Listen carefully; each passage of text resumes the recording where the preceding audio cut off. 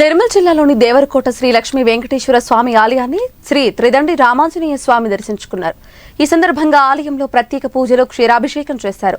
అనంతరం ఆలయ ప్రాంగణంలో స్వామివారి పల్లకి సేవ నిర్వహించారు. భక్తులను ఉద్దేశించి రామాంజనేయ స్వామి ప్రవచనం చేశారు.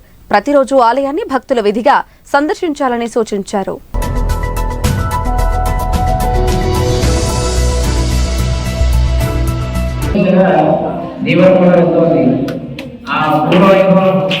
పూర్తిగా శ్రీధర్ గారు కోరుకున్న విధంగా కమిటీ కోరుకున్న విధంగా రామకృష్ణ గారు సహకరిస్తూ అవినాశంలో దానిలో భాగమై ఈ గ్రామానికి ఉన్నటువంటి అత్యంత పురాతనమైన ఈ ఆలయాన్ని చుట్టుపక్కల అన్నింటికీ ఆదర్శంగా ఉండేలాగా ఆరాధనా క్రమాన్ని కొనసాగిస్తూ వారు కలుస్తూ వచ్చినటువంటి భక్తులందరినీ కూడా హరింపజేసే దిశగా వెళ్ళాలి అని ఆ శ్రీవారి శ్రీచరణాలను ప్రార్థిస్తూ మీ అందరికీ కూడా అనేకమైనటువంటి మంగళాశాసనాలు చేస్తున్నాం.